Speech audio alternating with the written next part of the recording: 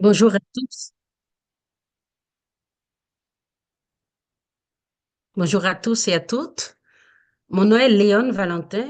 Je suis haïtienne. Je viens d'Haïti, ça veut dire, et je vis actuellement au Canada. Je suis extrêmement heureuse de vous accueillir sur cette plateforme aujourd'hui pour ce webinaire consacré à l'intégration de l'intelligence artificielle dans l'évaluation de projets et le rôle que peuvent y jouer les évaluateurs émergents. Nous vivons une période de grande transformation technologique où l'intelligence artificielle se retrouve quasiment sur toutes les lèvres et derrière toutes les portes parce qu'elle redéfinit progressivement notre manière de travailler, d'analyser l'information et de prendre des décisions. Le domaine de l'évaluation n'échappe pas à cette évolution. Bien utilisée, l'intelligence artificielle peut nous aider à gagner en efficacité, à approfondir nos analyses, à traiter de grands volumes de données et à dégager des perspectives nouvelles pour éclairer l'action publique et le développement de programmes. Cependant, ces possibilités accrues d'efficacité s'accompagnent de responsabilités majeures. L'IA soulève des questions fondamentales d'éthique, de transparence, de crédibilité. L'évaluateur ne doit et ne devrait jamais sous-traiter à l'intelligence artificielle son jugement critique, ni lui faire toute confiance, une confiance aveugle. C'est là que les évaluateurs émergents ont un rôle à jouer, celui de porter de faciliter une utilisation critique, responsable et éclairée de cette technologie, de mettre cette technologie au service d'une évaluation à la fois rigoureuse et digne de confiance. Au cours de ce webinaire, nous réfléchirons ensemble aux conditions essentielles pour intégrer l'intelligence artificielle de manière rigoureuse dans les pratiques évaluatives, notamment à travers le renforcement des capacités et l'appui des communautés de pratique. Pour nourrir cette réflexion ce matin, nous avons le privilège d'accueillir trois experts qui partageront avec nous leur analyse, leurs expériences et leurs perspectives sur ce sujet d'une importance croissante. Nous allons commencer avec le docteur Atta Kobanan, qui est consultant indépendant en suivi et évaluation et est très engagé pour l'utilisation du numérique au service de la gouvernance de l'évaluation. Il a appuyé plusieurs institutions publiques et privées dans l'évaluation des interventions de développement. Il est membre de la plateforme qui nous permet de nous rencontrer ce matin, Eval for Earth, du réseau burkinabé de suivi et évaluation et de la Société canadienne de l'évaluation. Il détient un doctorat en anthropologie et un master 2 en gestion de projet. Son intervention va examiner comment renforcer les compétences des évaluateurs émergents afin qu'ils puissent comprendre, utiliser et évaluer de manière critique l'intelligence artificielle dans leur pratique. Nous enchaînerons ensuite avec notre deuxième intervenant, M. Senzou, qui mettra en lumière le rôle transformateur de l'intelligence artificielle dans l'évaluation des projets et programmes, notamment pour améliorer l'interprétation des données, renforcer la capacité des analyses et appuyer la formulation de recommandations plus pertinentes et éclairées. Monsieur Zinzou est un expert béninois en analyse de données et en économie agricole. Il est titulaire d'un master 2 en planification de développement agricole. Il a contribué à plusieurs publications scientifiques sur l'efficacité technique des pratiques agroécologiques et sur l'engagement des jeunes dans l'agrobusiness en Afrique. Il a plus d'une décennie de pratique en évaluation de projet. Dernier intervenant, mais non le moindre, Monsieur Abakar, va nous montrer comment les méthodes économétriques d'évaluation d'impact peuvent être adaptées à l'ère de l'intelligence artificielle afin de préserver la rigueur, la confiance et l'éthique dans l'analyse des politiques publiques en Afrique. Il va le faire à travers un cas pratique au Sénégal. Monsieur Abakar est un économiste tchadien qui travaille actuellement comme assistant-chercheur en suivi et analyse économique, en suivi et évaluation et analyse économique à l'université Ibader Thiam de Thiès au Sénégal. Il est spécialisé en évaluation d'impact, financement du développement et en économétrie. Chacun des panélistes aura 15 minutes pour faire son intervention. Puis, nous aurons une période de questions-réponses. Donc, je prierai à l'auditoire d'écrire ces questions dans le clavardage au cours des présentations, s'il y en a, afin que nous puissions y répondre à la fin des exposés. Bien sûr, vous pourrez également, à la fin des exposés, ouvrir votre microphone et votre caméra pour poser votre question euh, en direct également. Donc, sans plus attendre, passons la parole à nos intervenants. Nous commencerons avec Dr. Kobenan. À vous la parole. Merci. Merci pour la parole. Je partage mon écran. Merci à tout le monde. J'espère que vous voyez bien mon écran. Peut-être le mettre en plein écran parce que on voit également OK. les... C'est bon? Oui, ça marche. Parfait. Merci bien. Voilà. Merci à tout le monde. Merci à Monsieur Chamissa de Ival for Earth. Merci à la modératrice qui nous fait le plaisir de pouvoir modérer cette séance. Merci à tous les participants et toutes les participantes. Et à cette semaine de l'évaluation, nous voulons aussi remercier Glocal qui nous permet de pouvoir nous exprimer ce matin. Alors, mon intervention, c'est sur l'évaluation à l'aide de l'IA, mais principalement, moi, je vais intervenir sur les perspectives des évaluateurs, évaluatrices émergents travaillant avec l'intelligence artificielle. Donc, pour nous, il est question de voir comment, à partir d'une étude exploratoire, les compétences des évaluateurs émergents et par rapport aussi à la capacité d'analyse de l'IA, comment est-ce qu'on pourrait faire une évaluation intelligente. Et nous avons fait cette étude pour pouvoir recueillir euh, les, les- les retours des évaluateurs émergents qui travaillent déjà avec l'IA. Voici le plan que nous proposons pour cette communication. Alors, nous allons voir c'est qui, d'abord les évaluateurs émergents qui ont participé à cette étude, ensuite les perceptions et l'usage dont ils font des outils IA en ce moment, et voir également aussi les perceptions de l'intégration de l'IA. Ensuite, le quatrième point, on va voir les compétences identifiées pour permettre à ces évaluateurs émergents de pouvoir travailler de manière efficace avec l'IA et nous verrons un petit rappel en termes de normes et principes par rapport à la fonction même évaluative. Et nous allons terminer notre communication avec des perspectives et les rôles des associations nationales et des communautés de pratique. Alors, quel est le constat qui ressort de cette étude? D'abord, trois constats majeurs se dessinant lorsque nous avons parcouru les perceptions de ces évaluateurs émergents. D'abord, l'adoption rapide que nous allons voir tout à l'heure. Ensuite, les craintes légitimes par rapport à l'utilisation de l'IA. C'est vrai qu'il y a l'engouement, mais il y a aussi des craintes par rapport à l'utilisation de ces outils d'IA. Et enfin, le troisième constat qui ressort, c'est l'unanimité pour la formation qui est un élément essentiel pour pouvoir nous permettre de pouvoir prendre en main de façon professionnelle et éthique ces outils d'intelligence artificielle.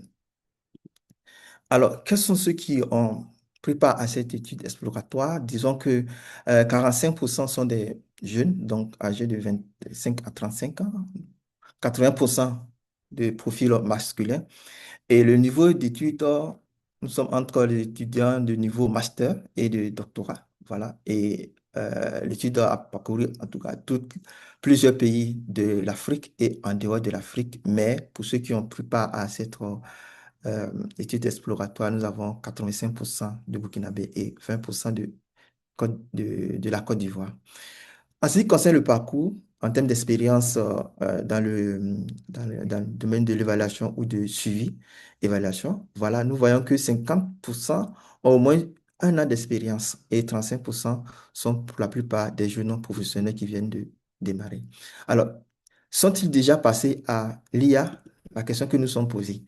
De ces retours que nous avons eus, nous voyons que 55% déjà utilisent actuellement des outils basés sur l'IA, mais 70% estiment que leur connaissance est moyenne ou carrément faible.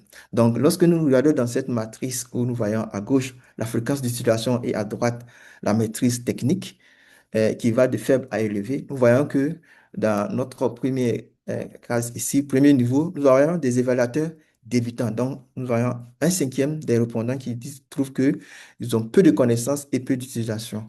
Lorsque nous allons sur la droite, au niveau de la maîtrise technique, nous voyons également ici que les évaluateurs connaissants, c'est-à-dire un dixième qui ont répondu qu'ils sont conscients des outils IA, mais qu'ils n'utilisent pas du tout.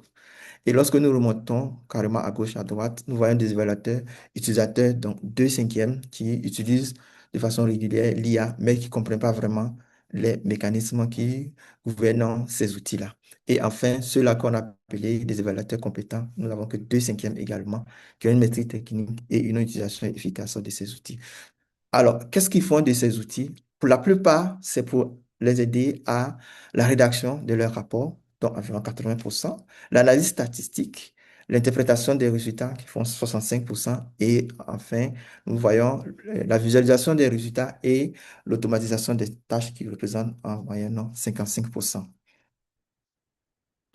Ensuite, en ce qui concerne les perceptions de l'intégration de l'IA, trois niveaux de perception se dégagent. D'abord, les optimistes, ceux-là qui trouvent que l'IA permet d'améliorer clairement l'utilisation et leur pratique. Donc, ils trouvent que l'IA est un assistant de choc qui offre un gain de temps, une meilleure compréhension et une qualité accrue. Après, nous avons ceux-là qu'on a qualifiés de sceptiques, c'est-à-dire ceux-là même qui trouvent qu'il y a un danger potentiel, environ 30%, qui disent que si elle est mal utilisée, donc l'IA va menacer l'intégrité de l'évaluation. Et enfin, les pragmatiques, où on voit l'opportunité et le risque en même temps, environ 45%, qui voient ici que oui, il faut utiliser l'IA, mais avec prudence, donc avoir des mécanismes pour pouvoir mieux encadrer cette utilisation. Les compétences identifiées. Alors, comme nous l'avons dit précédemment, 75% n'ont jamais suivi de formation sur l'IA. C'est un peu le paradoxe par rapport à ce qu'on a vu comme pourcentage de ceux qui utilisent. Et donc, les compétences qui sont identifiées par rapport à cette étude exploratoire, dans la base de notre pyramide ici, nous voyons que c'est les fondamentaux, les fondamentaux. Donc, comprendre les principes même de base, 80%. Ensuite, au milieu de la pyramide, nous voyons la maîtrise des outils d'analyse, l'intégration, pardon, interagir efficacement avec les outils et développer un regard critique. Et enfin, le sommet de la pyramide où nous voyons 90% qui pensent qu'il faut pouvoir les former sur comment identifier et corriger les biais que l'IA pourrait nous proposer lorsque nous sollicitons ou bien nous utilisons ces outils-là. Et comprendre le fonctionnement de ces modèles également. Donc voilà un peu les trois niveaux de compétences qui sont ressortis de cette étude exploratoire. En ce qui concerne la formation, nous voyons que 100% sont unanimement sur la formation. Et pour cette formation, elle est orientée plus sur comment est-ce qu'il faut corriger voilà, les biais et avoir des cas pratiques pour l'interprétation des résultats. Je voudrais rappeler que dans la fonction évaluative ou bien dans le métier même de l'évaluation, il y a aussi des normes et des pratiques qu'il ne faudrait pas occulter, ce qui est très important. Donc, j'essaie de relater un peu ces normes et ces principes qui sont mis en œuvre et mis en place par des organisations, notamment l'UNEG, que nous connaissons très bien, la FREA aussi qui a des normes, et aussi euh, euh, euh, l'OCDE qui aussi a développé aussi des normes que nous avons essayé de regrouper ici. Et donc, le lien figure en bas de ce dispositif que vous pourrez aller encore regarder. Donc, pour tout ce qui concerne l'obligation pour les évaluateurs et les évaluatrices, nous avons relaté quelques normes, principes et règles. Ensuite, pour les obligations envers les participants aussi, nous avons relaté quelques normes et principes et le processus et les productions d'évaluation aussi également quelques normes et pratiques. Donc, ce qui est très important, c'est vrai que nous allons utiliser l'IA, mais nous ne devons pas laisser de côté ça. C'est la base en termes de pratique d'évaluation que je voudrais rappeler avant de continuer sur les perspectives. Alors, quelles sont les perspectives? Quel est le rôle des communautés de pratique et des associations professionnelles? Donc, quelques-uns que j'ai cités, il y en a d'autres, mais j'ai cité quelques-uns qui sont là. Donc, ce sont ces communautés de pratique et ces associations nationales que nous demandons, nous nous sommes posé la question à savoir quel est leur rôle qui pourrait être joué dans cette ce renforcement des capacités des évaluateurs émergents et émergentes par rapport à l'utilisation des outils IA. Et donc, il est ressorti que ces associations professionnelles sont appelées à devenir des gardiens de l'éthique. Donc, nous avons vu qu'il y a le rôle régulateur, donc mettre en place des, des, des normes, des valeurs ou définir des cadres qui vont permettre de pouvoir régler ou avoir des éléments qui vont permettre de structurer l'utilisation de ces outils IA. Il y a aussi le fait qu'ils doivent être les gardiens de l'éthique, donc veiller à la bonne utilisation de l'IA et également renforcer les compétences de ces évaluateurs émergents. Donc, nous voyons que le défi, en tout cas pour ceux qui ont répondu à ces questions, nous avons 60% qui trouvent qu'il est important que ces associations nationales et ces communautés de pratique puissent jouer pleinement leur rôle. Alors, nous avons proposé un plan à l'issue de cette étude exploratoire que nous avons demandé auprès de ces participants. Et donc, renforcer les compétences des évaluateurs émergents et émergentes. Nous voyons que d'abord, il faut identifier les besoins de formation. Ensuite, concevoir des ateliers de formation comme ce que nous sommes en train de faire aujourd'hui, par exemple, avec ces webinaires. Mener les études de cas, c'est très important pour pouvoir dégager des exemples pratiques, voilà, d'apprentissage. Discuter des enjeux éthiques, c'est très important également, et améliorer les compétences de ces évaluateurs émergents et émergentes. Voilà. Et pour terminer, je voudrais vous remercier pour voilà, l'occasion que vous me permettez de pouvoir nous exprimer. Nous restons disponibles pour vos questions. Merci bien. Parfait. Merci beaucoup, Dr. Kobenam. Maintenant, nous enchaînons avec Monsieur Zinzou.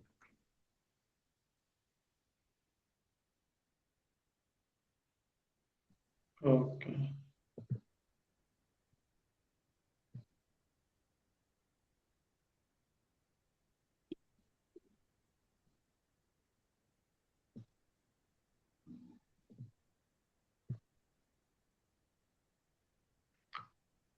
c'est bon? Oui, il faut le mettre en plein écran Ok. sur mode présentation. Ça marche. Oui, c'est bon maintenant. Ok, merci Madame Léontine pour la présentation. Et je suis ravi d'échanger avec vous tous et sur un sujet crucial et d'actualité. Voilà. Nous savons tous que l'IA maintenant est une réalité déjà ancrée et l'évaluation traverse une mutation profonde. Et je vais partager avec vous comment l'évaluateur devrait intégrer l'IA dans ses activités quotidiennes.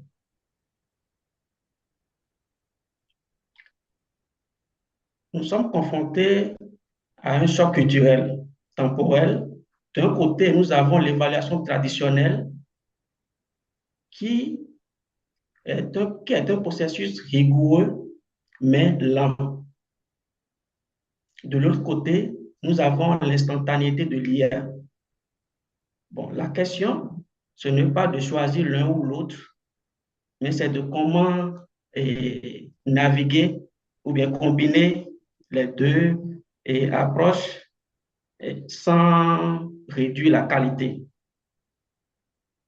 Donc, dans la suite, je vais parler un peu de la littérature parce qu'il y a déjà des publications à ce sujet. Je vais parler des analyses avec l'IA et des revues de littérature et enfin des réflexes de vérification Voilà. Donc, comme je l'ai dit là, ici, nous avons recherché toutes les étapes de l'évaluation, qui est la première colonne. Et au milieu, nous avons si oui ou non il faut faire recours à l'IA. Et au niveau de la troisième colonne, l'explication avec les sources. Donc, on peut déjà voir, on voit directement que en amont de l'évaluation, c'est-à-dire bon, en amont de la collecte de données, c'est-à-dire les définitions des questions d'évaluation, conception, et ainsi de suite, jusqu'à la formation, l'utilisation de l'IA n'est pas recommandée. On peut l'utiliser pour faire des marges de saisie, mais pour des questions d'évaluation, concevoir le questionnaire, il est recommandé que l'évaluateur même soit aux manettes. Parce que l'IA ne maîtrise pas les réalités du projet. L'IA ne maîtrise pas le terrain, la zone du projet. L'IA ne maîtrise pas. Donc, en aval de la collecte de données, lorsque nous avons déjà les données, l'IA intervient pour apurer, peut aider à apurer. Comment? Pour générer des do-files ou bien des scripts et qui seront utilisés pour des logiciels d'apurement respectifs. L'IA peut être aussi utilisée pour le calcul des indicateurs et l'analyse.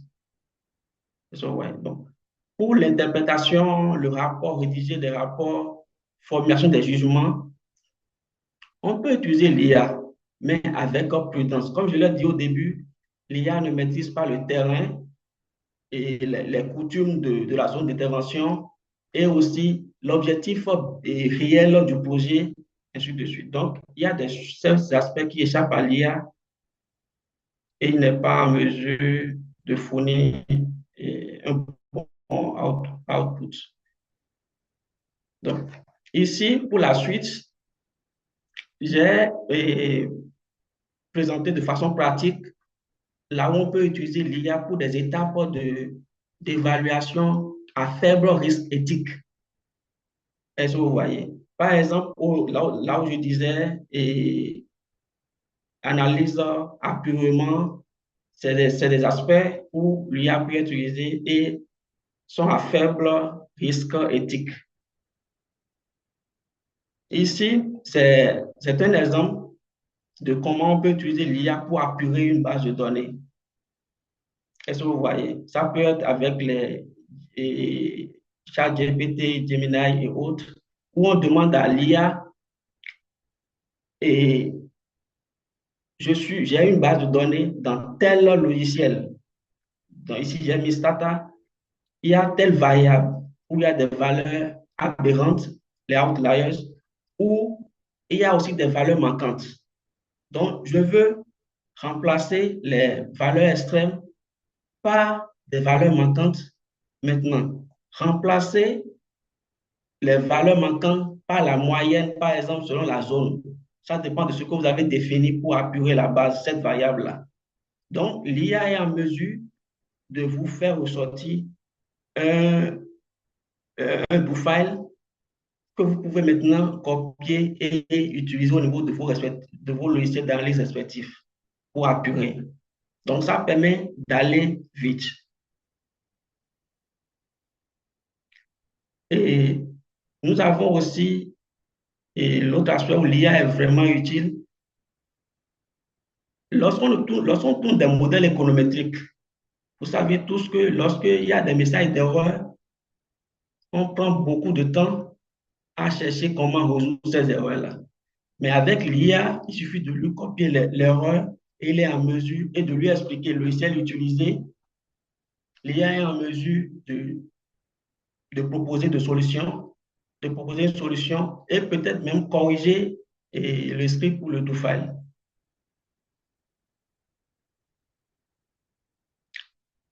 Et l'autre aspect qui est aussi crucial, c'est au niveau des commanditaires qui aiment la traçabilité. Lorsque nous sommes pour évaluer un projet, généralement, nous avons trois étapes. Trois étapes, je vais dire. Il y a référence et mi-parcours et évaluation finale. Et généralement, lorsque on utilise un Dufile bien des codes pour calculer les indicateurs à l'étude de référence, il est recommandé d'utiliser ces mêmes outils pour pouvoir calculer les indicateurs à mi-parcours et à l'évaluation finale pour pouvoir être en mesure de les comparer. Et souvent, les commanditaires tiennent surtout à cela. L'IA aide à ce niveau parce que lorsque l'on finit l'étude, on peut lui envoyer le do-file ou il documente le do-file. Il explique chaque ligne et ça aide, même si ce n'est pas les mêmes évaluateurs qui vont faire l'évaluation à mi-parcours ou bien l'évaluation finale. Lorsque le nouveau évaluateur prend le dossier, il comprend comment les taux se sont et, passés pour l'étude de référence ou bien l'étude à mi-parcours. Donc ici, c'est l'aspect qualitatif où l'IA aide beaucoup à gagner beaucoup de temps. Avant, lorsque nous avons des rapports de focus group, il faut des semaines pour pouvoir analyser. Mais avec l'IA, il suffit de joindre ces rapports, ça peut être 10 rapports de plusieurs pages, et de demander à l'IA de faire ressortir tel aspect. L'IA est en mesure et même de trouver les verbatims, de faire des liens entre les verbatims et produire des rapports.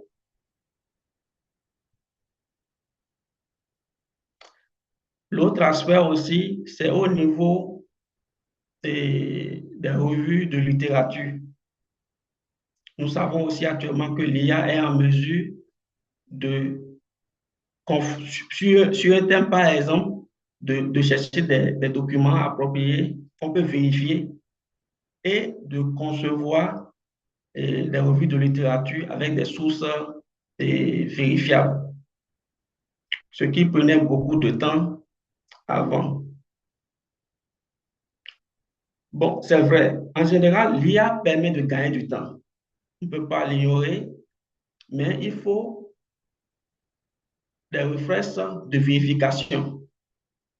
C'est-à-dire, lorsque nous avons les outputs de l'IA, il faut nécessairement vérifier les sources, confronter avec les jugements professionnels, c'est-à-dire ceux qui maîtrisent déjà le projet, les réalités du projet, les réalités de la zone d'intervention du projet. Parce que chez nous, nous avons des normes sociales qui n'est pas encore déjà, que l'IA n'est pas encore confronté à ces réalités-là. Donc, il faut déjà confronter les outputs de l'IA avec les jugements professionnels. Il a aussi recommandé de tenir un registre d'utilisation de l'IA. C'est-à-dire, lorsque vous êtes un évaluateur et vous avez fini vous avez fait les études à chaque étape, il faut documenter au niveau du rapport à telle étape, si c'est pour l'interprétation, il faut déclarer, j'ai utilisé l'IA pour faire telle chose. Peut-être pour, comment on appelle, corriger les erreurs de grammaire ou de conjugaison, mais il faut à chaque fois préciser à quelle étape l'IA a été utilisé et comment, l'intensité. Cela aide les commanditaires à pouvoir évaluer le travail. Donc, ce qu'il faut aussi éviter, c'est pas pour éviter, on ne peut pas éviter l'IA actuellement parce que ça permet de gagner beaucoup de temps, mais il faut éviter de trop s'accrocher à l'IA parce que ce que je voulais dire par là, c'est que actuellement, les concepteurs de l'IA sont à leur phase expérimentale où ils sont en train d'investir financièrement et après, après, ils vont chercher à rentrer dans leur investissement. Donc, l'IA va sûrement coûter un peu plus cher dans le futur. Lorsque ça sera bien moulé avec les documents que nous-mêmes on joint et pour pouvoir avoir des résultats. Donc, l'IA permet de gagner du temps. Et c'est pour ça que c'est utile. Et comparativement à celui qui utilise, l'évaluateur qui utilise l'IA et celui qui n'utilise pas, il y a déjà un gain de temps qui est déjà une ressource importante qu'il faut tenir compte. Donc, j'ai une question déjà, c'est peut-on injecter des données confidentielles ou des rapports non publiés dans l'IA? Parce qu'à chaque fois, pour avoir de bons résultats, il faut nécessairement, par exemple, pour interpréter, il faut nécessairement joindre des fichiers. Ce n'est pas seulement des comptes, mais aussi joindre des fichiers pour pouvoir avoir de bons résultats. OK. Merci pour votre attention. Et j'ai laissé deux publications là pour en savoir plus. OK, merci. Parfait. Merci beaucoup, Monsieur Zinzo. Merci à nos deux intervenants qui ont bien géré le temps. Maintenant, nous allons écouter Monsieur Abakar et puis après nous revenons pour la période questions-réponses. N'oubliez pas de noter vos questions.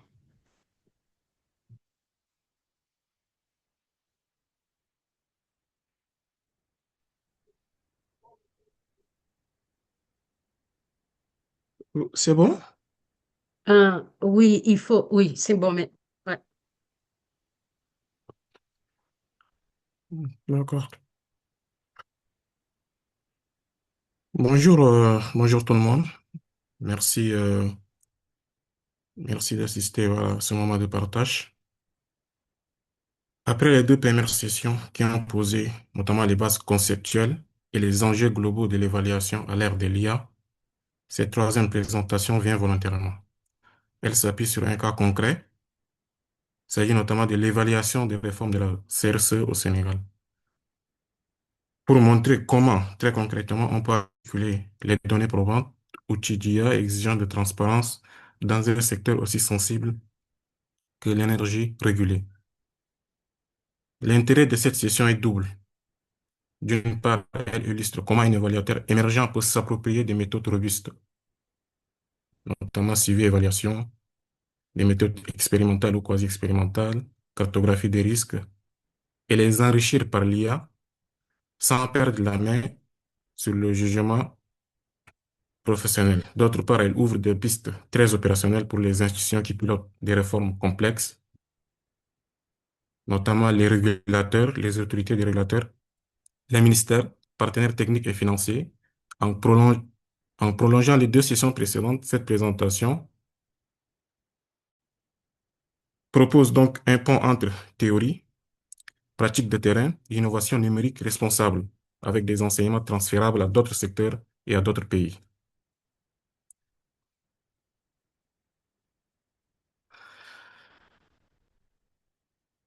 Cette présentation porte sur l'évaluation à l'ère de l'IA à partir des cas concrets, les réformes de la CRC au Sénégal. L'objectif est de montrer comment l'IA peut renforcer la production des preuves pour l'évaluation sans compromettre la transparence, redevabilité, crédibilité et décision publique. L'idée n'est pas de remplacer l'évaluateur, mais de renforcer la qualité, la rapidité et la traçabilité de l'analyse. La première grande partie, les enseignements tirés de l'évaluation des réformes de la CRCE, qui servent de point de départ pour réfléchir à l'usage de l'IA. Ces leçons de terrain sont importantes car elles montrent où l'IA peut apporter une vraie valeur ajoutée et où elle doit respecter et où elle doit rester encadrée. Au niveau du contexte, le mandat de la CRC a été élargi par le programme Power Compact Millennium Challenge Account Sénégal 2 de 2021 à 2026, ainsi que la loi 2021-32, ce qui a rendu l'évaluation plus stratégique mais plus complexe. La vraie question n'est donc pas seulement d'utiliser l'IA, mais de l'intégrer sans affaiblir la transparence ni la responsabilité institutionnelle. Dans ce contexte, l'IA peut aider, mais elle pose aussi une exigence forte: ne jamais affaiblir la redevabilité de l'évaluation. La démarche de l'évaluation repose sur une approche fondée sur les preuves, avec collecte rigoureuse des données et observation des indicateurs de performance. Les résultats montrent un accroissement de l'activité régulatrice, du suivi, des audits et du renforcement des capacités de la CRCE. Ce diapo montre que l'évaluation n'est pas théorique. Elle s'appuie sur des preuves concrètes. L'augmentation des décisions tarifaires, des audits, des outils modernes de suivi et du renforcement des équipes montrent que les réformes ont produit des effets mesurables. Malgré les avancées, plusieurs limites subsistent. Certains indicateurs non finalisés, la résilience au risque reste insuffisante, le suivi des données doit être renforcé et une unité d'évaluation interne permanente est recommandée pour la CRCE. Les réformes ont produit des résultats, mais l'évaluation fait ressortir aussi des lacunes. Les principaux apprentissages sont qu'il faut finaliser les indicateurs, renforcer la résilience, systématiser le suivi de données et institutionnaliser l'évaluation au sein même de la Commission de la régulation du secteur de l'énergie au Sénégal. Stratégie d'évaluation à l'ère de l'IA. Ce diapo fait la transition. À partir des difficultés observées, l'IA peut devenir un levier d'amélioration de l'efficacité des pratiques d'évaluation. À ce stade, la question devient pratique. Comment améliorer encore la qualité de l'évaluation? L'IA peut justement aider à fiabiliser certaines tâches, accélérer le traitement des données, améliorer la capacité d'anticipation. La deuxième partie, et qui est la question centrale, intégration responsable de l'IA. L'IA peut être utile à 4 niveaux: prévision de la demande et des coûts, détection d'anomalies, analyse des risques réglementaires et suivi et évaluation automatisée. Ce sont des cas d'usage concrets directement liés aux besoins des régulateurs énergétiques. Ici, on voit que l'IA n'est pas une idée abstraite. Elle peut servir à prévoir la demande et les coûts, repérer les incohérences dans les données, alimenter la cartographie des risques et automatiser une partie du suivi et évaluation. Ce sont des usages très concrets pour appuyer la régulation.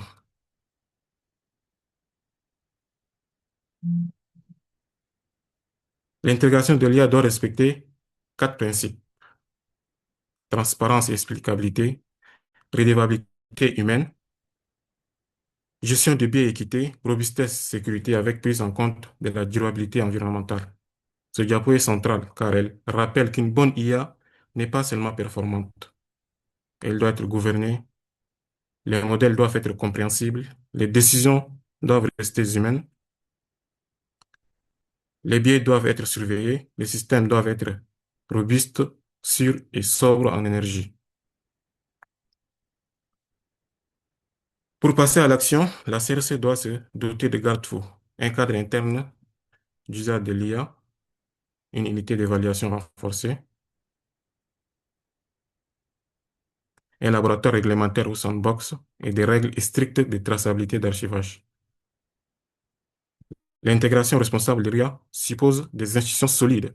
Cela passe par des règles écrites, un contrôle interne, des tests en environnement sécurisé et une traçabilité complète des modèles, des données et des décisions.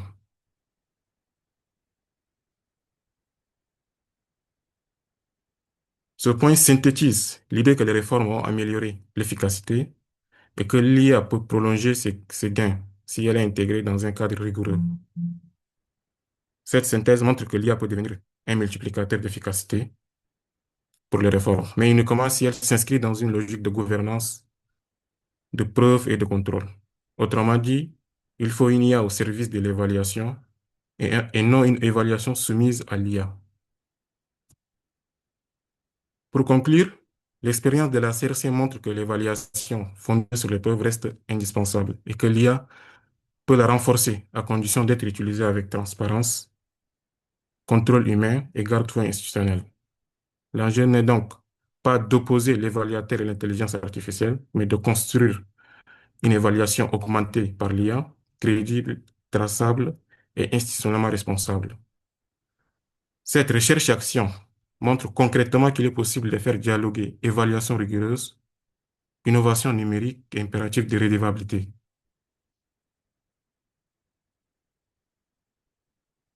Et impératif de redevabilité. Elle offre un cadre opérationnel pour passer de données dispersées à des preuves structurées en mobilisant de façon responsable l'IA au service de la décision publique pour des institutions comme le World Food Programme, FAO, CGR, la Banque mondiale ou la BAT. Ce type d'approche fournit un modèle réplicable, articulé réformes sectorielles, que ce soit pour le secteur d'agriculture, santé, éducation, suivi évaluation renforcée et études d'analyse avancée afin de mieux cibler les programmes, de mesurer les effets réels sur les ménages et les systèmes productifs et de sécuriser l'impact de leurs investissements sur la résilience et la transition énergétique juste. Merci de votre aimable attention. Je vous accorde la parole, Madame Léon. Un grand merci à tout le monde qui a respecté le temps alloué. Et maintenant, nous allons vraiment passer à la période de questions-réponses.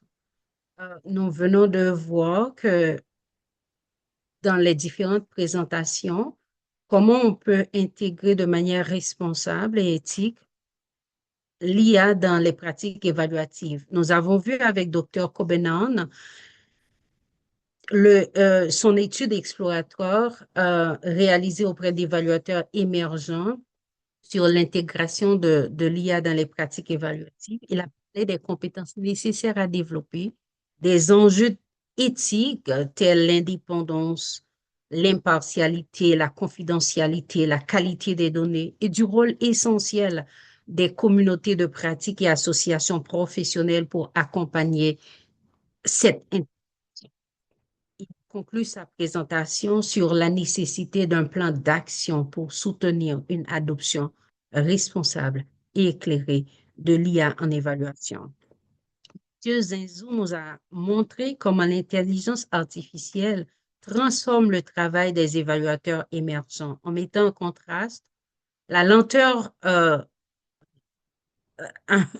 peu méthodique de l'évaluation traditionnelle et la rapidité fulgurante que fournissent les outils d'IA. Il a montré comment cette nouvelle génération d'évaluateurs utilise ou peut utiliser l'IA comme copilote technique pour accélérer le traitement des données, automatiser la préanalyse qualitative et synthétiser rapidement de vastes revues de littérature. Il a dit sur la nécessité d'une posture critique fondée sur la triangulation des données, la contextualisation de l'évaluation et l'éthique aussi de l'évaluation. Et M. Abakar nous a présenté les enseignements tirés d'un cas pratique de l'évaluation des réformes de la CRSE au Sénégal. Il a mis en lumière les défis structurels comme indicateurs incomplets, résilience au risque, suivi des données, les succès des réformes, euh, euh, les hausses des décisions tarifaires, le renforcement des capacités d'adoption moderne d'outils modernes et les opportunités que l'IA offre. Il a insisté sur la nécessité d'une intégration responsable de l'IA fondée sur la transparence, la redevabilité, la traçabilité de son utilisation, l'équité et la sécurité, ainsi que la mise en place de garde-fous institutionnels pour garantir une utilisation éthique et durable. Des trois présentations, j'ai entendu une chose. L'IA peut offrir d'excellentes opportunité, mais elle ne remplace pas l'évaluateur. L'évaluateur doit être son jugement critique et doit être le décideur final sur le produit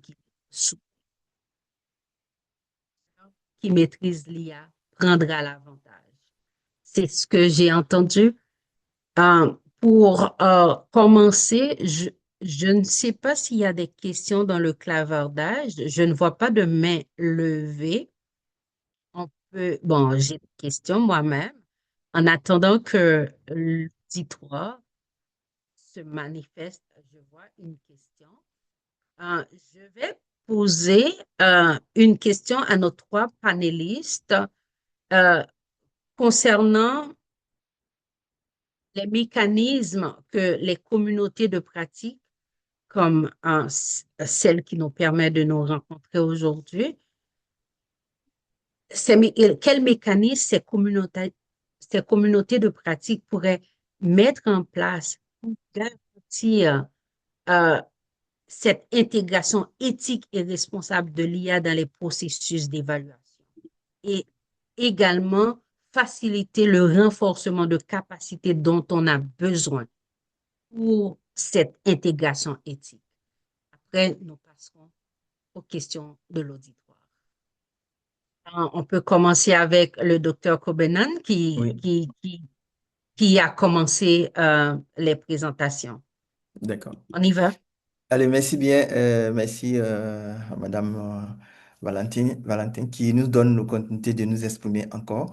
Je dirais que par rapport à la question de savoir comment est-ce que les associations nationales ou les communautés de pratique pourraient accompagner le renforcement des capacités de ces jeunes évaluateurs émergents, je dirais d'abord, il faudra faire en sorte que ces jeunes évaluateurs émergents puissent même adhérer à ces communautés de pratique. Parce que c'est vrai qu'il y a une partie même de l'étude exploratoire lorsque nous avons fait à savoir combien sont membres des associations et des communautés de pratique. Le pourcentage est très faible, en tout de 30-45% qui nous ont répondu qu'ils sont membres d'une communauté de pratique ou bien d'association. Donc d'abord, il y a ça même qu'il faut d'abord faire pour qu'ils soient d'abord dans ces communautés et leur permettre de pouvoir participer à tout ce qui concerne d'abord ces webinaires que nous faisons pour les sensibiliser, pour renforcer leurs compétences, pour partager des expériences par rapport à ce que des experts ont déjà fait sur ces outils d'IA. Et également, lorsque on a dans les différents pays, toutes les associations ont parfois ce qu'ils appellent des semaines nationales d'évaluation qu'ils organisent. C'est faire en sorte que ces évaluateurs émergents puissent participer également à ces associations. Et nous avons aussi des conférences qui se font un peu partout dans les différentes toutes communautés. C'est de leur permettre de pouvoir le faire. Et il ne faudrait pas qu'on reste seulement sur la théorie, mais comme je l'ai dit, il faut qu'on ait des cas pratiques comme nos deux collègues l'ont pu montrer par rapport à ce qu'ils ont déjà fait avec ces outils, comment ils l'ont fait et quelles sont les limites qui en ressortent, ce qui va permettre de pouvoir renforcer également ces évaluateurs et les former avec des cas pratiques à utiliser ces outils-là. Donc, c'est ce que je peux dire par rapport à comment est-ce qu'on pourrait amener ces évaluateurs émergents à aller renforcer leurs compétences. Et à nos responsables des communautés de pratique, c'est vraiment de créer le cadre comme il se doit pour ne pas et pour que l'adhésion soit simple, facile et aussi permettre à ces communautés de pratique-là de pouvoir le faire comme il se doit. Et comme je l'ai dit, les principes et les règles en matière d'évaluation, c'est déjà la base aussi qu'il faut inculquer pour que tout ce qui est de la responsabilité, de l'éthique et également tout ce qui j'ai essayé de lister dans la diapositive en termes de normes et de principes soit aussi renforcé au niveau des évaluateurs émergents pour que l'utilisation de ces outils-là puisse aussi se faire comme il se doit. Voilà ce que je peux répondre déjà à cette question. Merci. Parfait. Merci beaucoup. J'ai beaucoup de questions dans le clavardage et puis il OK. y a beaucoup de mains levées également. Je vais prier à nos intervenants je vais prier nos intervenants de garder les réponses courtes et à propos. Et merci beaucoup, Docteur Kobenan, pour votre réponse très élaborée et très instructive aussi. Le rôle, les évaluateurs émergents ont leur partition à jouer et les communautés de pratique ont la leur à jouer. Je ne sais pas si Monsieur Zinzou ou Abaka ont quelque chose à ajouter sur cette question. Sinon, on peut passer aux autres. Allez-y, Oui, Monsieur Zinzou. oui. Docteur Atta a déjà dit, comme il a dit, et ce qui est important aussi pour que ça soit vraiment pratique, c'est de lisser les étapes au niveau du suivi et de l'évaluation externe, souvent externe, et de voir et de définir à chaque étape comment l'IA peut être utilisée ou ne pas utiliser l'IA, quoi. Et déjà définir déjà les normes à quel degré et on peut dire que ce rapport est validé et par rapport à l'utilisation de l'IA, définir les normes, et comme les normes de plagiat, c'est-à-dire qu'il peut y avoir quelque chose du genre aussi pour pouvoir valider les rapports sur ce point aussi. Ça permet de régulariser un peu et, le domaine quoi, de l'évaluation. Euh, je vous regarde, Monsieur Abakar. Je ne vois pas de réaction, donc on va passer à la prochaine question. Oh, vous Euh, allez réagir? bon, bon, c'est juste pour les compléter. Donc, les collègues, ils ont déjà tout dit. D'accord. Bon, juste énumérer voilà, ces mécanismes aussi. Par exemple, mettre en place des mécanismes d'échange régulier, des rencontres périodiques, comme ce que la plateforme est en train de faire, des mécanismes d'apprentissage et de capitalisation, comme la présentation que je viens de faire. Et aussi, voilà, faciliter aussi la gouvernance avec une gouvernance légère. Voilà. Je vais alterner entre les questions dans le clavardage et les questions en direct, live. Il y a une question qui parle sur la probité. Si les décisions doivent rester humaines, qui est responsable en cas d'erreur ou de décision injuste produite par l'intelligence artificielle? Aussi, les porteurs de projets ont-ils le droit de comprendre et de contester les résultats fournis par l'intelligence artificielle? Euh,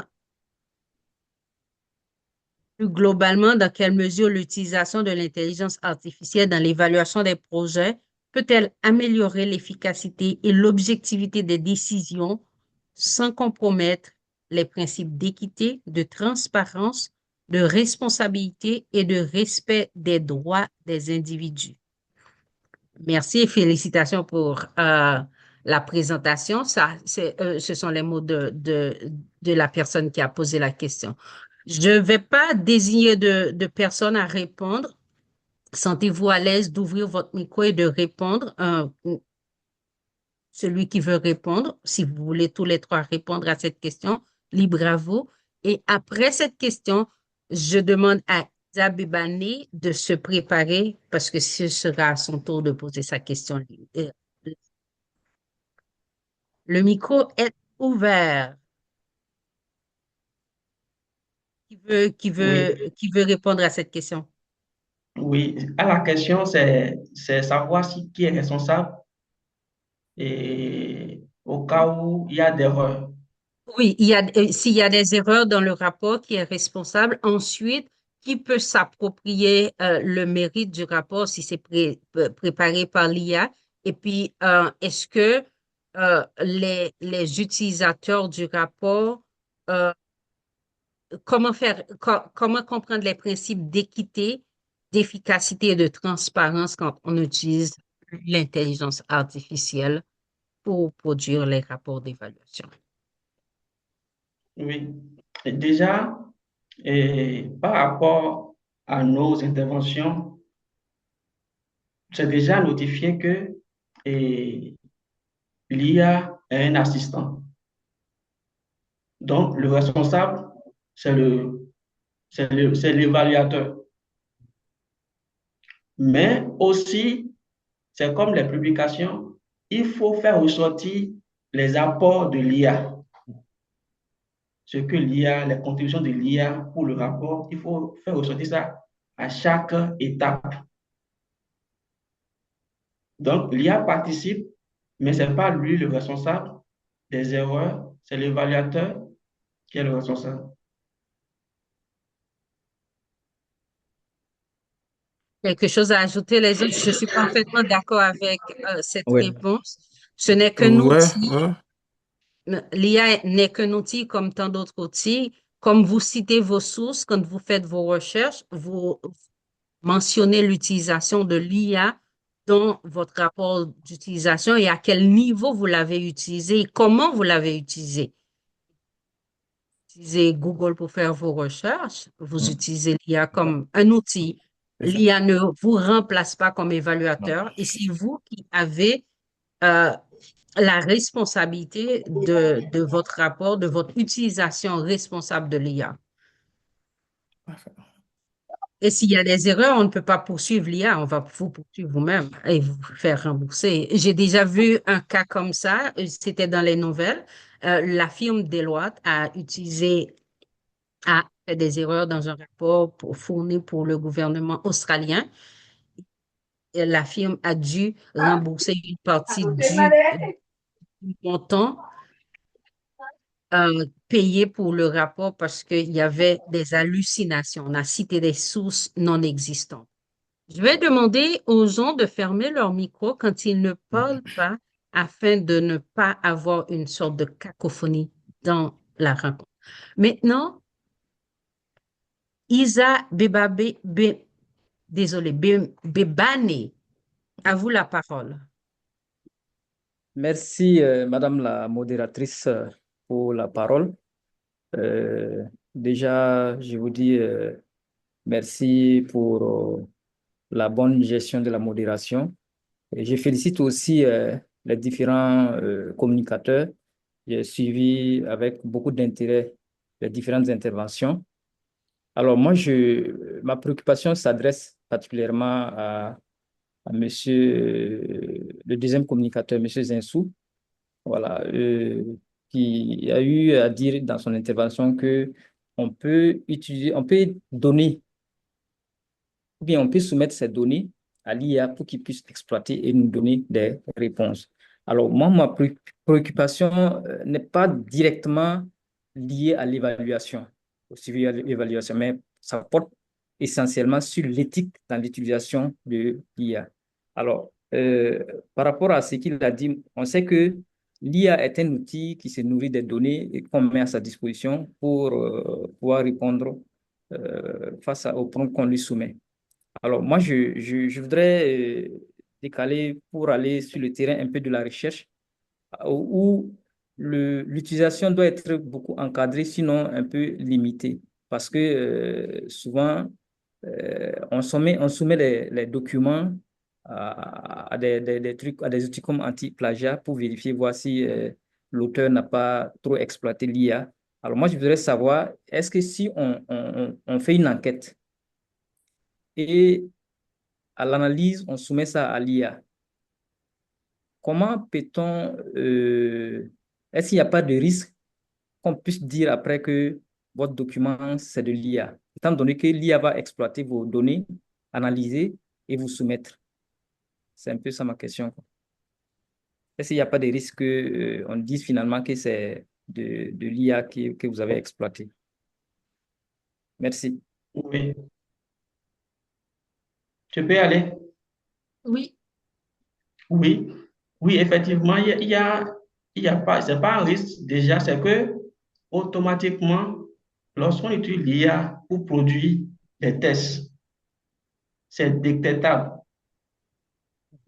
Il y a déjà des sites pour vérifier si l'utilisation, vous avez fait usage de l'IA dans vos analyses. Est-ce que vous voyez, à chaque étape, c'est détectable. C'est comme pour le plagiat. On peut vérifier aussi pour l'IA Et c'est pour ça que lorsqu'on utilise l'IA, il faut dire déjà dans le document comment on l'a utilisé, là où on l'a utilisé, comment on l'a utilisé. Même pour corriger des fautes de grammaire, orthographe, c'est légal. L'IA nous a aidé à reformuler le test là pour que ça soit accessible à tel public. Mais l'idée déjà du rapport ou bien du chapitre là, ça vient de l'évaluateur. Il y a, pour résumer là, c'est que lorsque vous utilisez l'IA pour produire de rapports, c'est détectable. Ouais. Et pour votre crédibilité, c'est de ne pas trop utiliser l'IA. Et lorsque vous l'utilisez, il faut déclarer. Donc, il y a des aspects où on peut utiliser l'IA, où j'ai défini ça, c'est des étapes et qui sont à faible risque éthique. Par exemple, demander des codes à l'IA, c'est raisonnable. C'est raisonnable. Vous pouvez demander des codes pour pouvoir calculer ou bien analyser. Mais lorsqu'on demande directement à l'IA de tout faire, c'est détectable et c'est pas bien aussi. Je crois que c'est bon. Bien, je voulais Vous voulez réagir sur ça. ajouter quelque chose? Oui, moi je voulais réagir sur ça. Merci beaucoup à M. Zensou pour son intervention.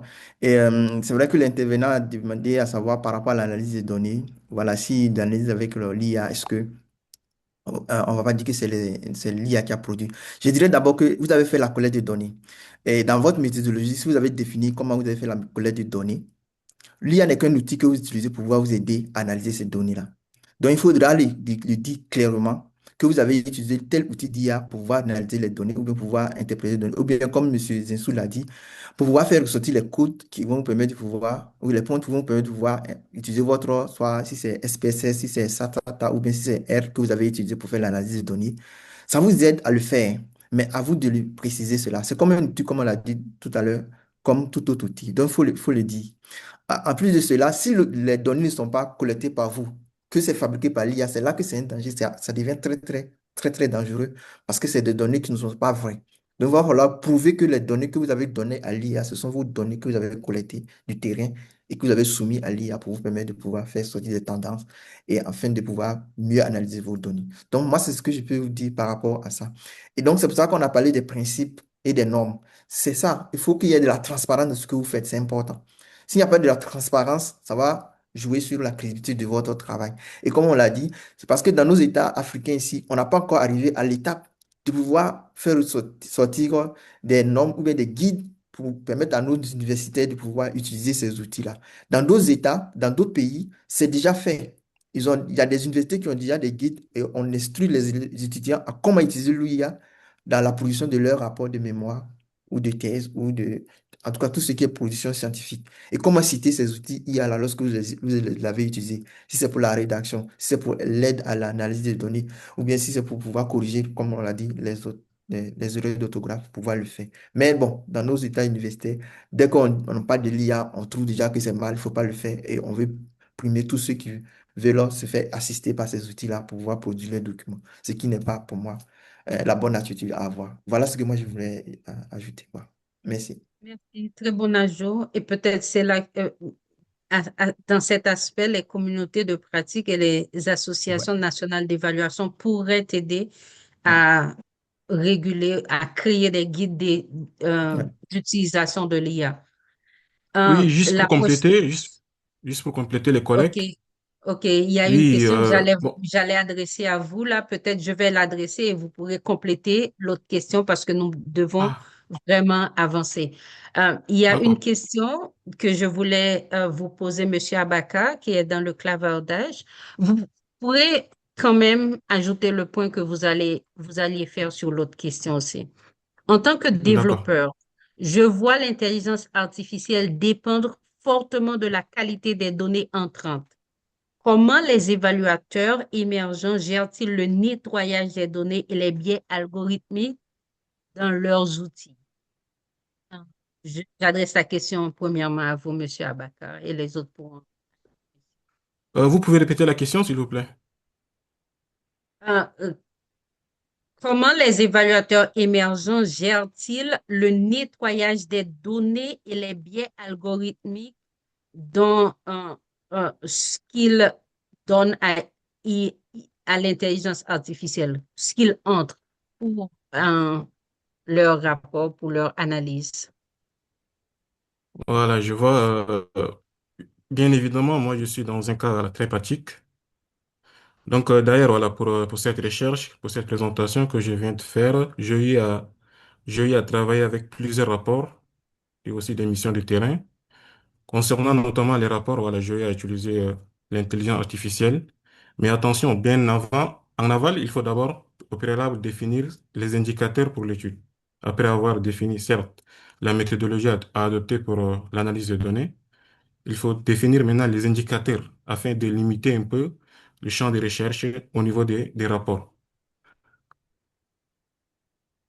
Plusieurs projets et programmes comportent des centaines de rapports avec des centaines de pages.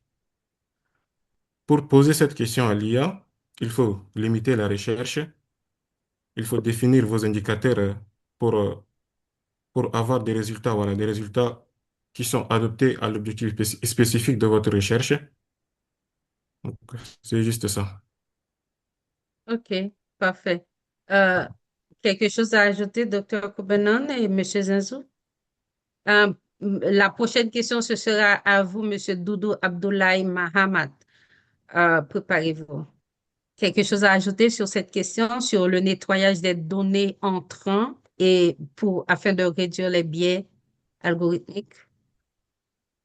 Oui, moi je dirais que c'est un peu le principe même de base en tant que suivi évaluateur ou évaluateur.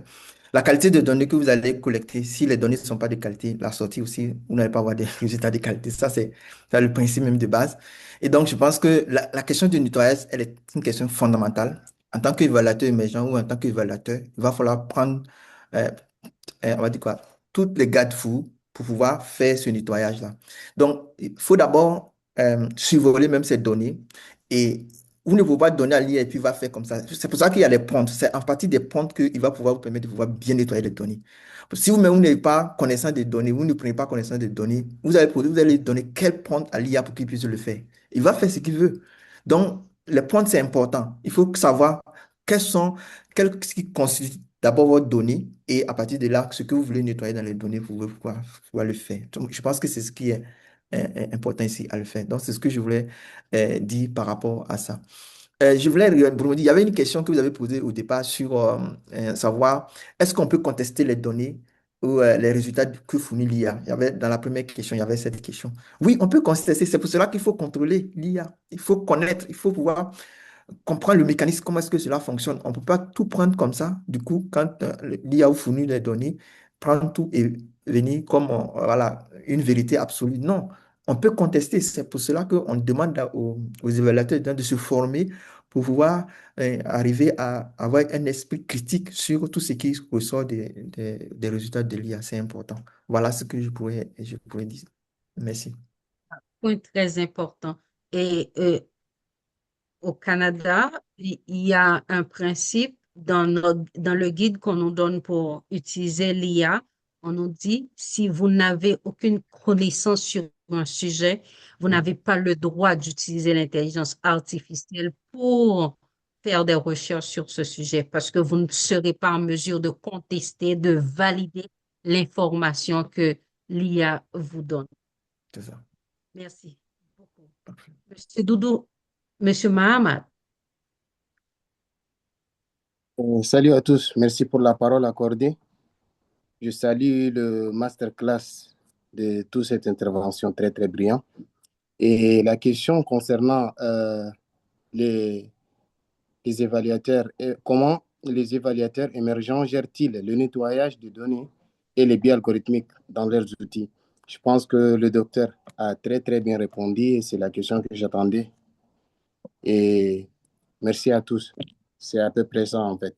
Et quelque chose à ajouter en ce qui concerne l'utilisation d'IA, que notre intervenant, Dr. Covenant, venait de dire,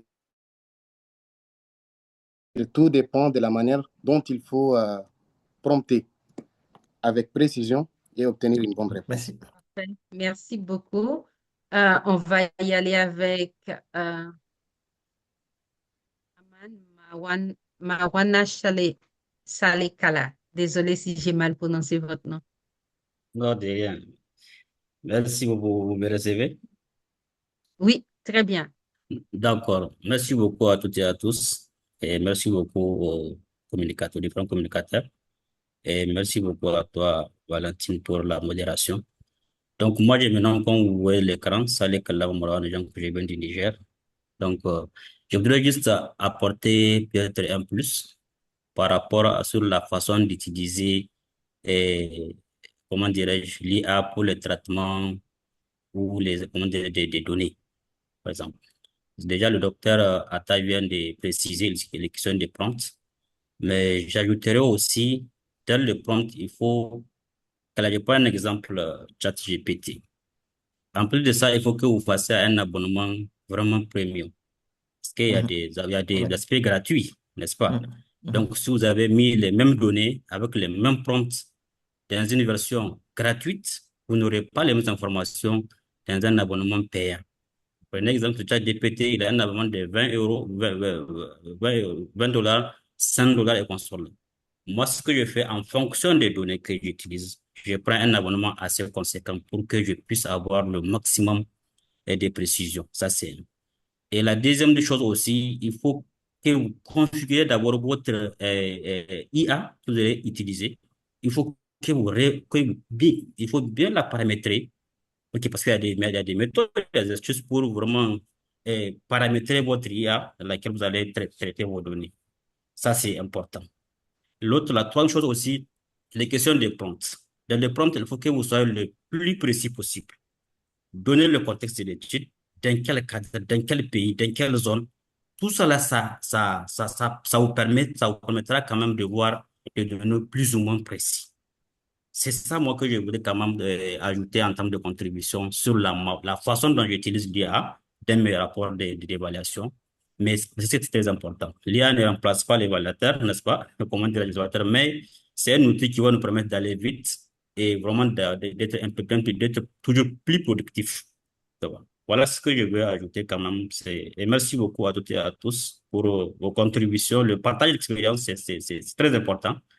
Vraiment, c'est très important. Ce genre de webinaire, ça permet aussi de partager tout ce qu'on peut faire entre humains, entre partenaires, quoi. Donc, et merci beaucoup à tous et à tous. Merci beaucoup pour votre contribution.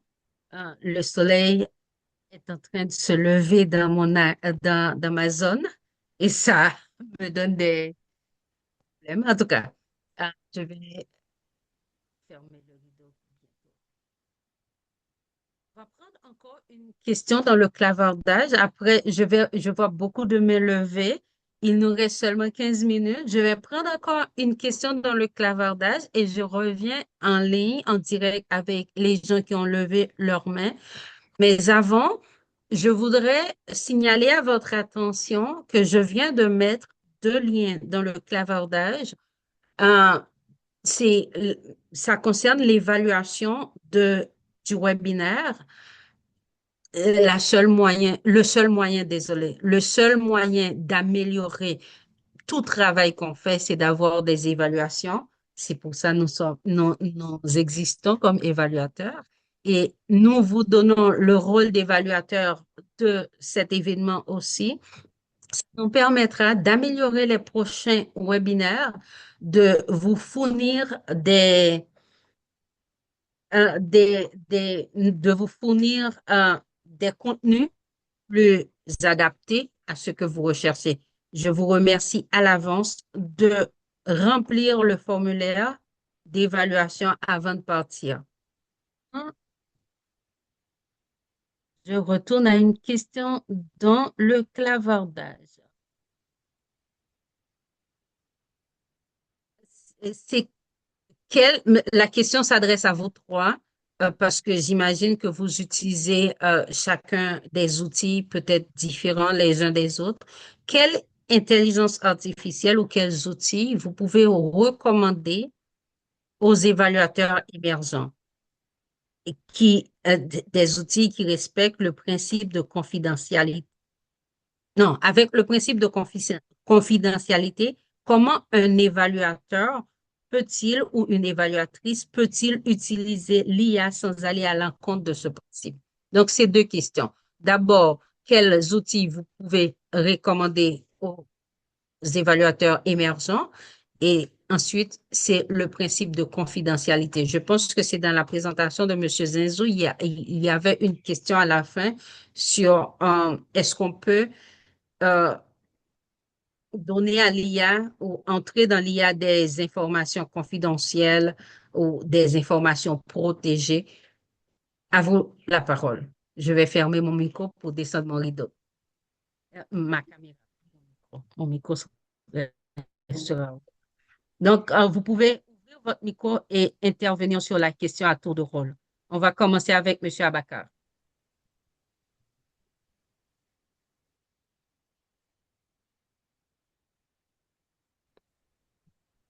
Oui, bien évidemment. Moi, les outils IA que j'utilise, notamment pour mes recherches, sont, il y a Notebook, LM, il y a aussi Perplexity.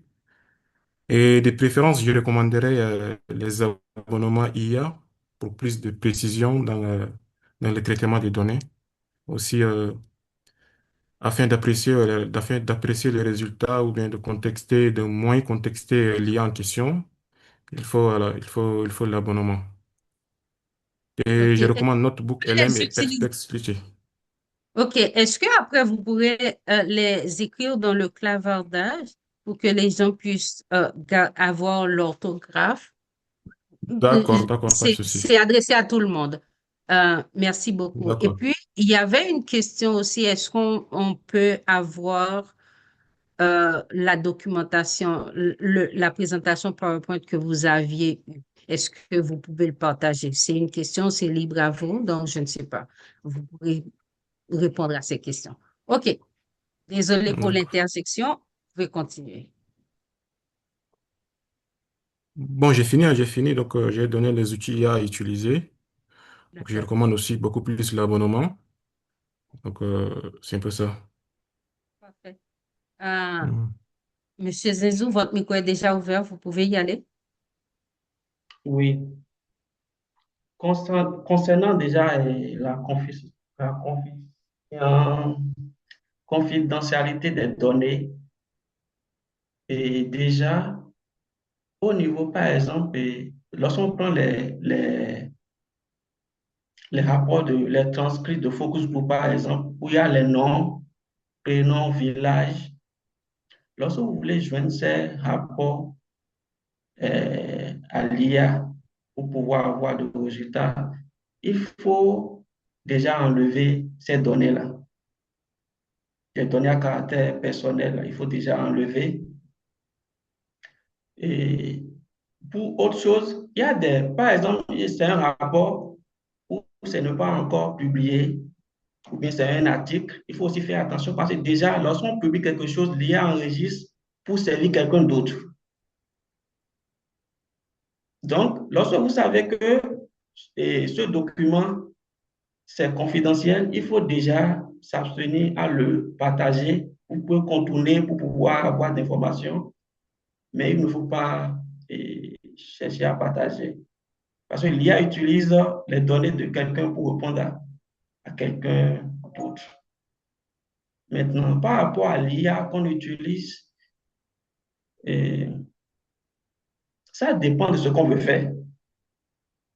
Et on ne peut pas dire que tel IA fait telle chose automatiquement. Bon, il y a des IA spécifiques pour des étapes de l'évaluation, mais si vous avez la possibilité aussi de trianguler en deux IA pour voir ce qui est bon pour vous aussi, c'est déjà bon. Parce qu'au final, c'est vous qui jugez. C'est l'évaluateur qui juge. Donc, c'est à vous de déterminer à chaque étape quel IA est performant. Par exemple, pour les codes, il y a un IA qui est performant selon vous. Pour rédiger, ça peut être autre IA. Voilà, merci. Parfait. Monsieur, oui, docteur Benan. Oui, merci, merci. Je partage entièrement ce que mes collègues ont déjà dit par rapport à cette question. Voilà, donc les outils que Awaka a donné aussi, voilà, c'est comme il a dit, aller sur l'abonnement. Et aussi, avec Monsieur Zenzou, c'est aussi trianguler avec d'autres IA, ne pas seulement se limiter à un seul IA. En plus de ça, c'est une question aussi de méthodologie, hein, comme mes prédécesseurs l'ont dit. Voilà, il y a les questions d'anonymat, de confidentialité, c'est dans la méthodologie, quand on veut faire une évaluation, voilà, il faut préciser ça, comment est-ce qu'on le fait pour ne pas exposer les participants à l'étude par rapport aux données à caractère personnel. Donc, c'est ça. Ensuite, donc ça permet d'aller sur l'anonymat, mais également préférer aussi des outils en ligne.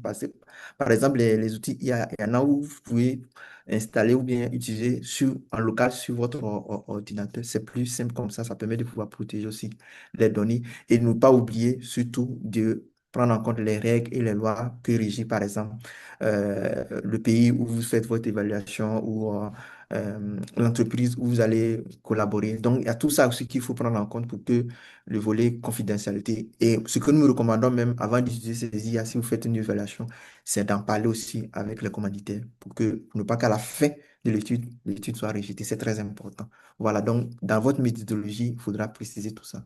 C'est important. Voilà, comme ça vous permet de pouvoir mieux vous orienter sur les outils que vous pouvez utiliser pour votre étude. Et de plus en plus, les outils traditionnels que nous utilisons comme R, comme Stata, comme SPSS et autres outils de collecte de données numériques commencent à intégrer ce volet IA. Donc déjà, je pense que voilà, c'est des éléments aussi qu'il faut considérer pour pouvoir mieux mettre en exergue tout ce qui concerne la confidentialité et l'anonymat dans la collecte de données. C'est très important.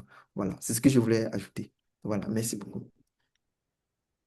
Donc, je vais insister sur le cadre réglementaire du commanditaire ou du pays, là où vous faites votre évaluation, parce que il faut s'y tenir afin que votre évaluation soit recevable et acceptable et soit dans les règles.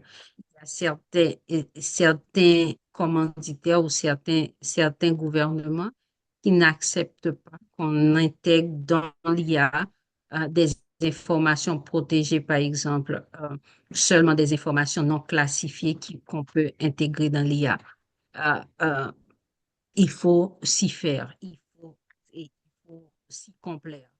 Donc, vraiment, c'est très important ce que le docteur a dit.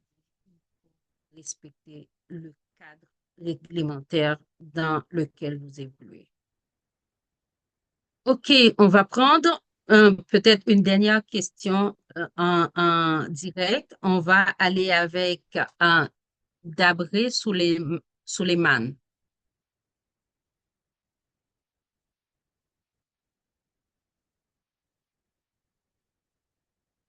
Vous êtes là?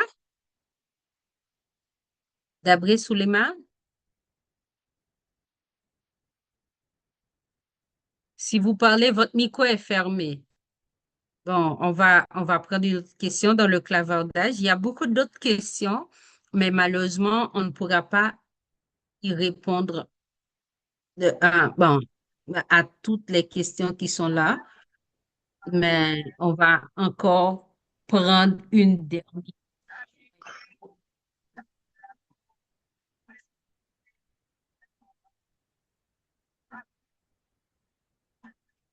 question sur la sécurité des données. On en a parlé pendant la présentation. Je ne sais pas si pendant les différentes présentations. Je ne sais pas si vous voulez encore ajouter quelque chose. La personne a dit l'autre aspect, c'est la sécurité des données. Comment on s'assure que l'utilisation de l'IA garantit la sécurité des données? Est-ce que vous voulez ajouter quelque chose d'autre? Je sais qu'on a ébauché le sujet pendant les présentations.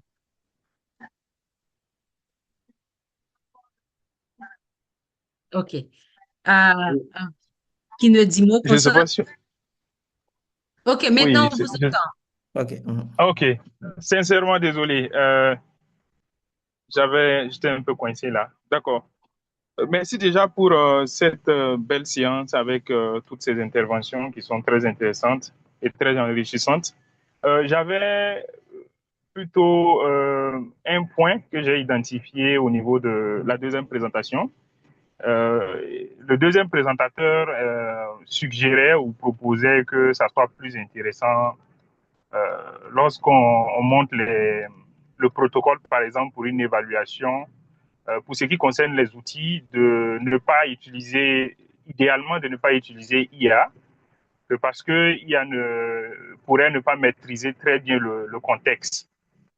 Voilà, c'est simplement dire qu'à ce niveau, on pourrait tous regarder ensemble, mais moi, je pense plutôt qu'il y a la possibilité d'utiliser IA, mais il suffit simplement de l'alimenter avec un certain nombre de documents qui vont permettre à IA d'identifier très bien le contexte et d'être précis avant de commencer à sortir les outils. Voilà, donc ça, c'est juste un commentaire comme ça que je pouvais faire à ce niveau-là. Alors, le deuxième élément que je ressors, c'est par rapport au détecteur IA.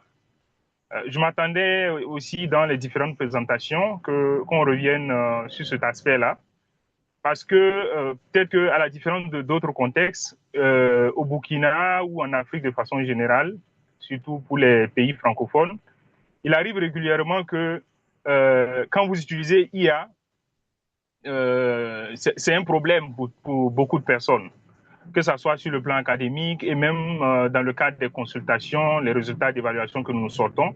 Quand vous utilisez IA, à la limite, il faut le cacher. Voilà, donc ça contredit un peu ce que vous étiez en train de dire, comme quoi il faut noter dans le document, soit en référence, pour dire qu'on a utilisé IA. Dans notre contexte ici, généralement, quand on utilise et qu'on notifie qu'on a utilisé IA, ça devient déjà une question problématique et une question de discussion lors des restitutions, par exemple, d'évaluation. Voilà. Donc, la question que je pose ici, c'est quelle est la place, en fait? Est-ce que le détecteur de IA ne cause pas plus de problèmes que ça? Voilà. Quel est votre point de vue là-dessus? Et qu'est-ce que vous pensez des détecteurs d'IA? Est-ce qu'ils sont à 100% sûrs? Voilà, et tout ça. Voilà, merci beaucoup. Parfait. Je vais donner à M. Zinzo peut-être 15 secondes pour répondre à la question de contextualisation pour l'IA s'il le désire. Et puis, merci pour les autres commentaires. Euh, je vais donner à chaque personne. On est déjà à l'heure. Je vais vous donner à chacun 15 secondes pour conclure, juste pour dire merci, j'imagine. À vous la parole. Je ne vais pas prendre plus de temps.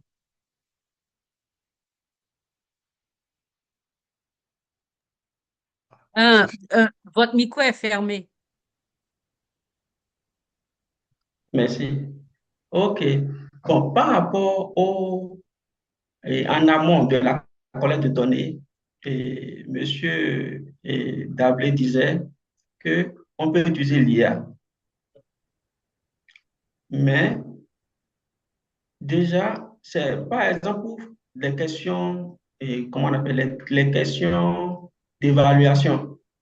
Déjà à ce niveau, pour pouvoir avoir de bons résultats, il faut déjà peut-être joindre les documents que les commanditaires ont fournis. Mais déjà, est-ce que déjà vous avez l'autorisation de partager ces documents? Parce que l'IA actuellement consomme des données. Lorsqu'on joint un fichier, déjà il consomme.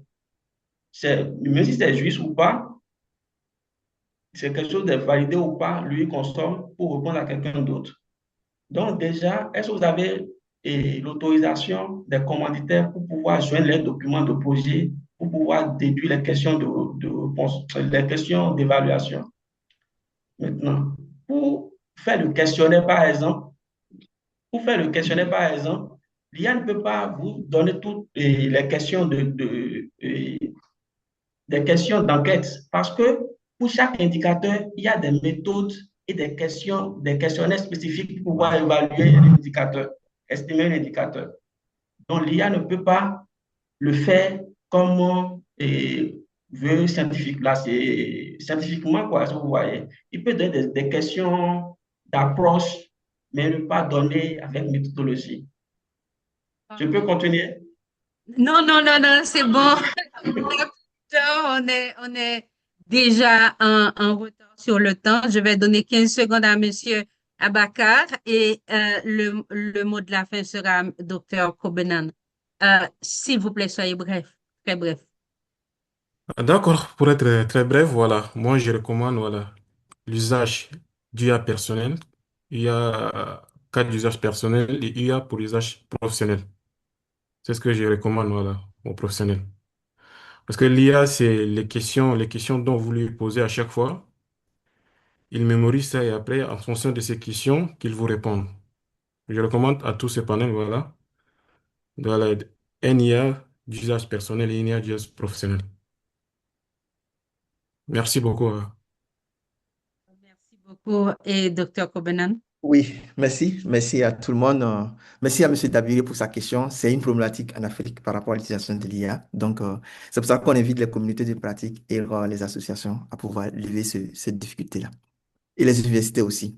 Voilà. Merci à tous les panélistes. Merci à Madame Léon pour cette intervention. Merci à Monsieur Samija qui nous donne l'opportunité de pouvoir nous exprimer encore et à tous ceux qui ont pris le temps pour pouvoir assister à ce panel. Vraiment, c'est une opportunité, c'est une occasion pour nous de pouvoir aussi partager et apprendre aussi des uns et des autres. Et nous espérons que vous serez avec nous pendant toute cette semaine de l'évaluation. Voilà, c'est le mot que je voulais dire. Merci beaucoup. Merci beaucoup. Merci à vous tous et à vous toutes d'avoir été des nôtres ce matin, euh, ce midi pour certains. Euh, je vous invite vraiment à vous inscrire aux autres présentations qui auront lieu tout au cours de cette semaine. J'ai mis un lien dans le clavardage, mais il y en a d'autres sur le site Internet de Eval for Earth. Je demanderai à Monsieur Innocent de mettre le lien du site dans le clavardage. J'ai oublié de le faire. Et puis, je vous dis au revoir et à bientôt.